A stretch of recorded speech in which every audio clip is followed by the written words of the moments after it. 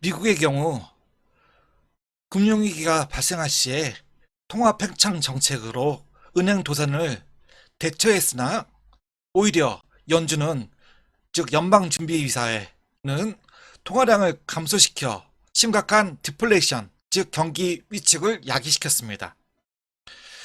당시 후보 대통령은 1933년 뉴욕 타임즈 신문에 근본이제 고수가 상거래의 도덕체계에 대한 효과적인 보증이라고 주장하면서 공항을 타개할 정책 수단을 강구하지 못하고 있었죠.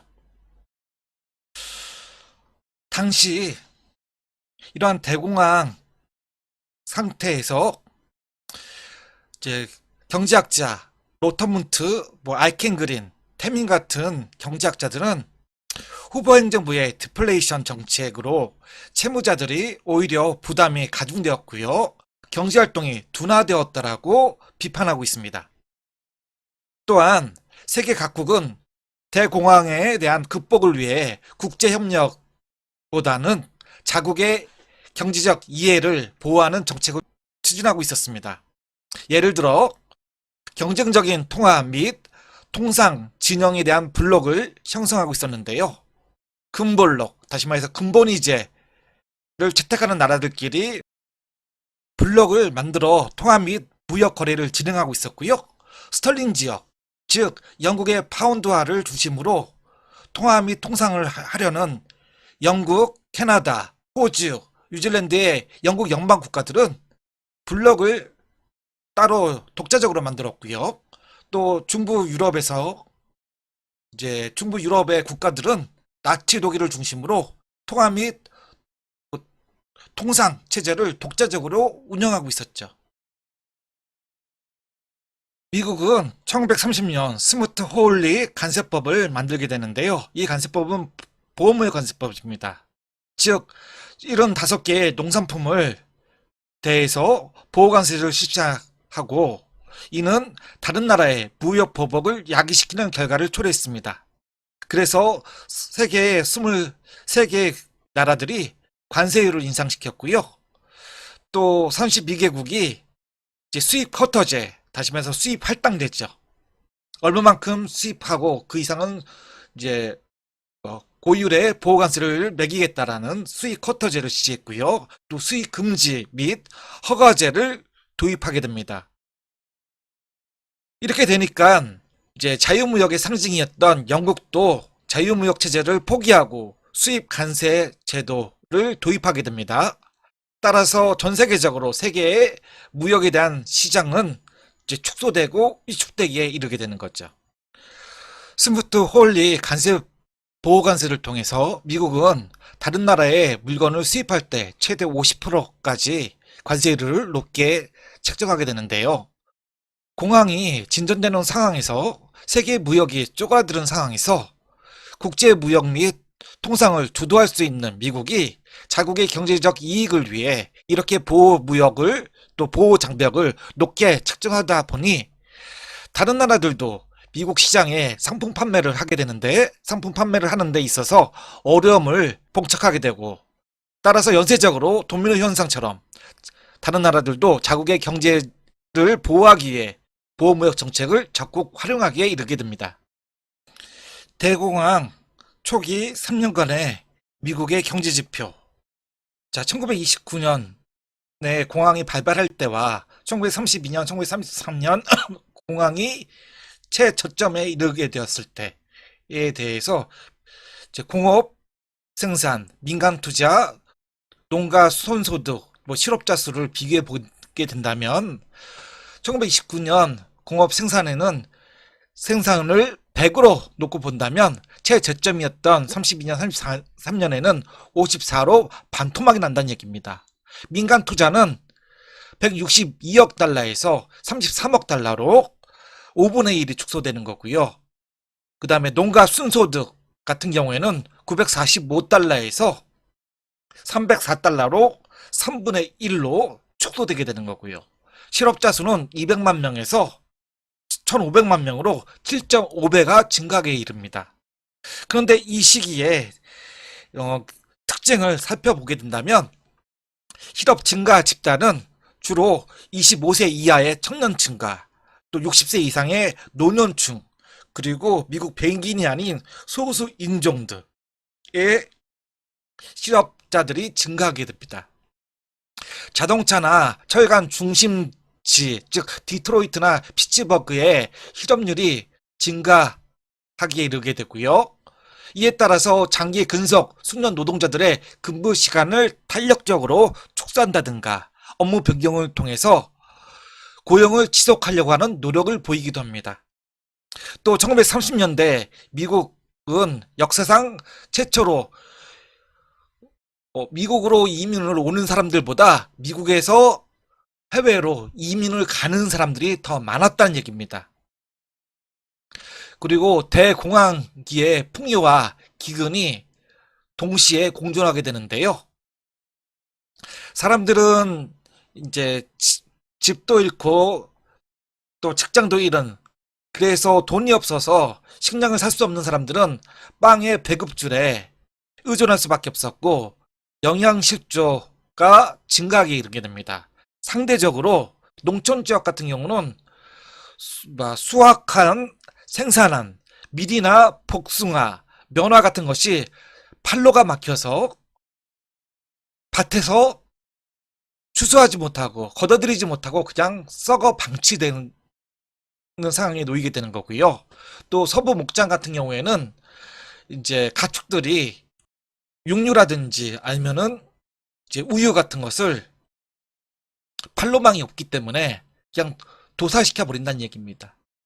그래서 당시에 이런 뭐 자료 화면 같은 거 보면은 도시의 사람들은 우유를 사 먹을 돈이 없어서 힘들어하고 있는데, 반면에 농촌 지역 같은 경우는 우유를 생산했음에도 불구하고 판로망이 없기 때문에 그냥 내다 쏟아 버리는 그러한 자료 화면들도 많이 볼 수가 있죠. 그 다음 후보빌 및 절망의 이주.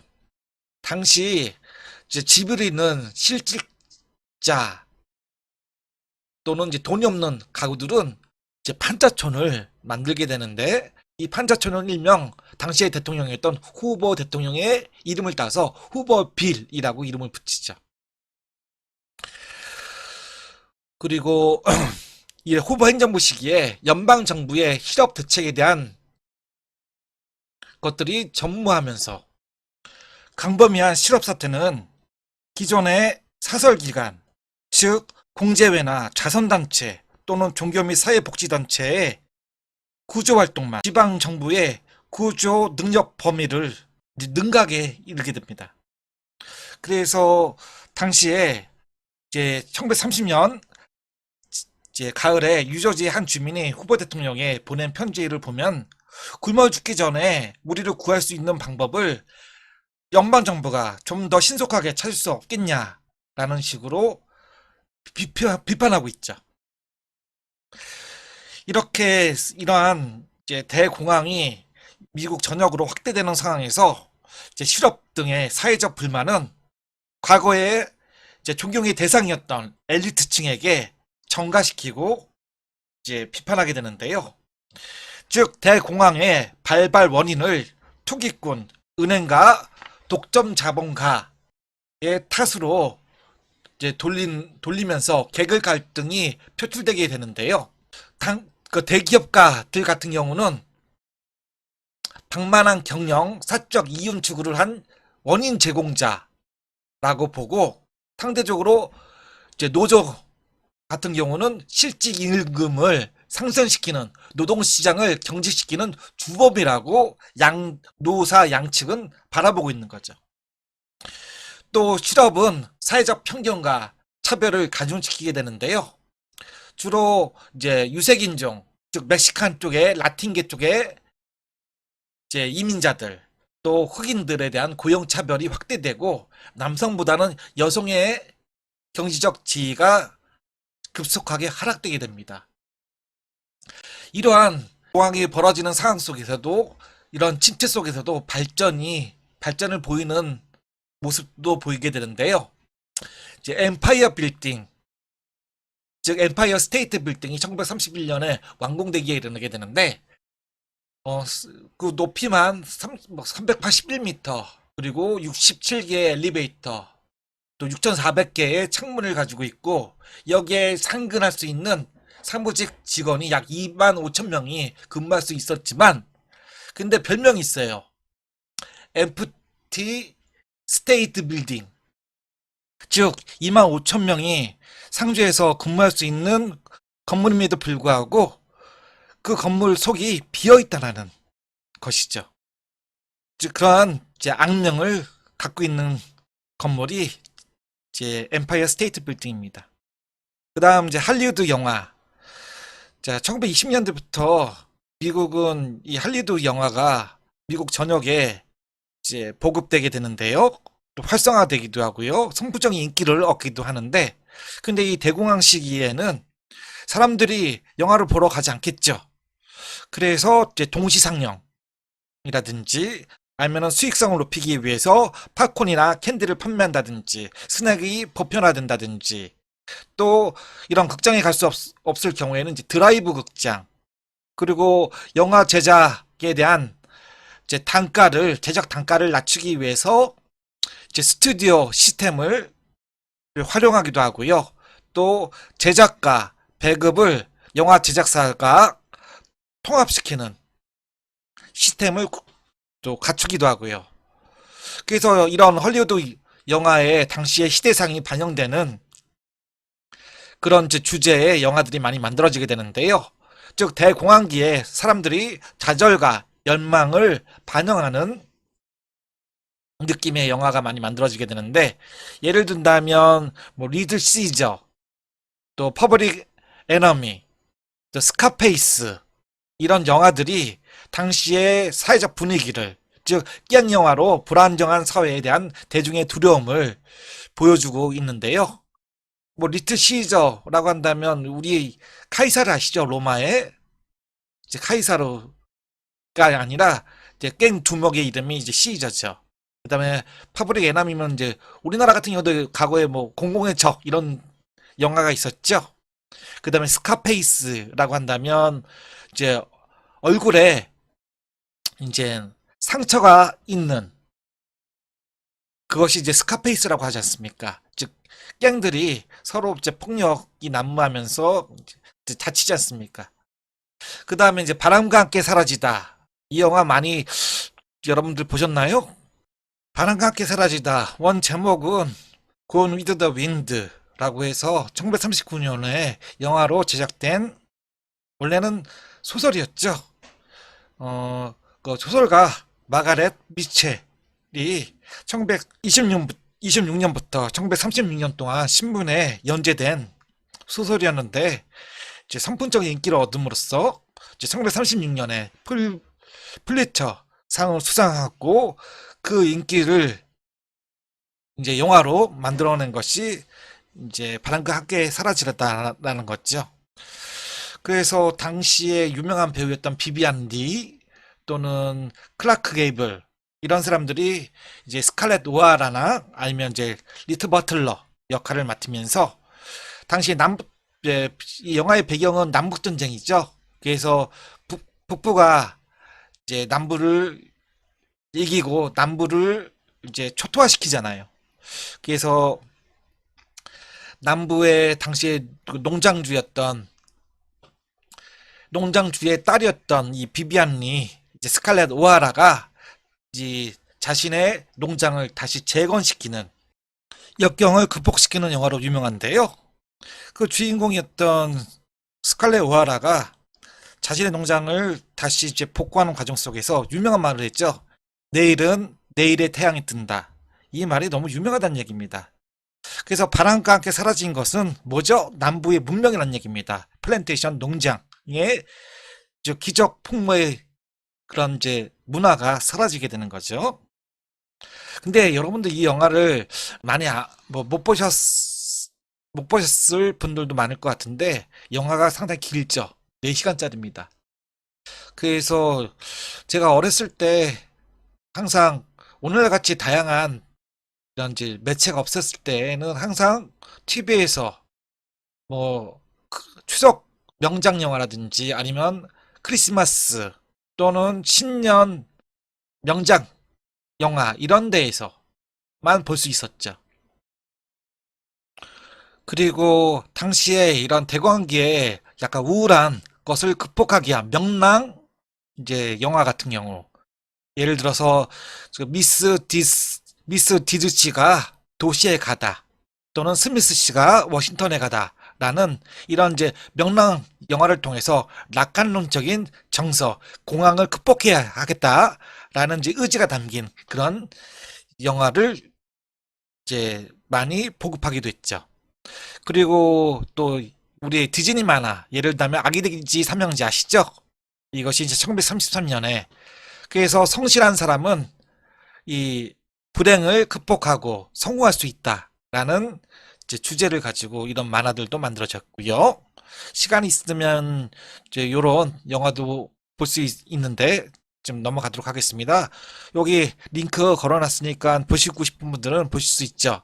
제가 어렸을 때는 이런 이제 아기 데미지 삼형제 아니면 이제 뭐 디즈니 영화 만화 이런 것들을 볼 수 있는 기회가 없었어요. 근데 이제 유튜브가 있으니까 너무 재밌는 거예요. 요새 저 같은 경우는 한번 보실 수 있는 분들은 한번 보시기 바랍니다. 그리고 이제 스카치 테이프, 그다음에 담배 판매가 이제 급증하게 되는데요. 스카치 테이프는 뭐 떨어지거나 떨어진 것들을 다시 이어 붙일 수 있는 그래서 절약할 수 있는 그런 이제 상징 물건이라고 할 수 있겠죠. 그다음에 항상 힘들면 담배 많이 피우잖아요. 그리고 1933년 금지법이 폐지되는데요. 1919년 미국은 제1차 세계대전이 끝나고 난 후에 수정헌법 18조를 통해서 금지법이 마련됩니다. 즉 술에 대한 생산, 술에 대한 판매들을 이제 법으로 금지시키는 거죠.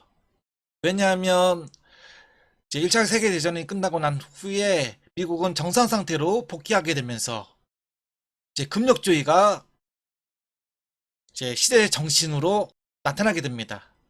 술을 많이 먹게 되니까 사람들이 이제 근로의욕도 떨어지게 되고 또 폭력성들도 증가하게 되면서 여성단체들이 그다음에 종교단체들이 이제 의회를 상대로 해서 이 금지법을 제정하게 이르게 됩니다. 그러다 보니까 사람들이 술로 어떠한 스트레스라든지 이런 것들을 풀 수가 없잖아요. 그러다 보니까는 이제 미국 사람들이 이제 몰래 술을 담근다든가 알면 몰래 술을 사서 먹게 되는 일이 벌어지게 됩니다. 그러다 보니까 이제 마피아, 즉 알카포네 같은 시칠리아 마피아들이 술을 술을 이제 몰래 이제 판매하면서 세금을 포탈하게 이르게 됩니다. 이제 그런 과정 속에서 이제 대공황을 맞이하게 되니까 정부는 이제 세금을 조달하기 위해서 이제 수정헌법 21조를 통해서 금지법을 폐지시키게 되고요. 그래서 이제 주류가 판매가 되면서 미국 정부는 세금을 걷어들일 수 있게 되는 거죠. 그리고 대공황기에 미국 사람들이 살아가는 데 있어서 히치하이킹을 하나의 생활 방식으로 받아들이고 적극 이용하는데요.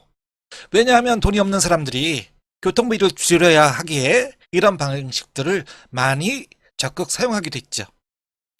그래서 어떤 미국인은 히치하이킹만을 통해서 전국을 횡단한 일도 당시 매스컴에 등장하게 됐는데요. 이 히치하이킹을 통해서 전국 횡단을 했던 사람은 그 비결이 뭐냐면 태워주지 않으면, 즉 자신을 태워주지 않으면 대선 때 후보를 대통령으로 이제 찍겠다라고 하니까 사람들이 이제 많이 태워줬다는 거죠. 뉴딜 정책, 뉴딜이란 말, 즉 뉴딜 정책은 1932년 대통령 선거에서 7월에 시카고 전당대회에서 미국의 민주당 대통령 후보였던 FDR, 프랭클린 델라로 루즈벨트가 대통령 후보 지명 연설에서 처음 뉴딜이라는 말을 사용하게 됩니다. 뉴딜 정책의 근본 방향은 이제 이전의 후보 행정부 시기 공화당 주도의 시장 경제 체제, 즉 자유방임적 시장 경제 질서의 단절을 선언하는 것이 하나의 의미라고 할 수 있는데요. 즉 국가 주도의 경기 부양책을 제시하여 대공황을 벗어나겠다라는 취지가 여기에 담겨져 있다는 얘기입니다. 그리고 새로운 시작을 의미하는 거고요. 하지만 이 대통령 선거 기간에 이 뉴딜 정책의 슬로건은 구체적 청사진을 제시하지 못했습니다. 그런 과정 속에서 이 뉴딜은 이제 FDR이 대통령이 되면서 대공황을 타개하는 과정에서 대통령, 의회, 또 이해 집단의 갈등과 투쟁에서 나온 산물이라고 할 수가 있습니다. 뉴딜 정책은 크게 1차 뉴딜, 2차 뉴딜로 이제 1935년을 기점으로 나뉘게 되는데요. 이제 1차 뉴딜 같은 경우는 경제 회복, 그 다음에 구제를 방안으로 제시하고 있고, 2차 뉴딜은 이제 영구적인 시장경제 체제의 개혁을 요구하고 있습니다. 그래서 이 뉴딜 정책을 일명 이제 3R이라고 얘기하는데요. 이제 경제 회복을 뜻하는 말로 리커버, 그 다음에 고제라는 뜻에 사용하는 릴리프, 그 다음에 개혁이란 말을 사용하는 리펌을 뜻하는 3R로 얘기할 수가 있습니다.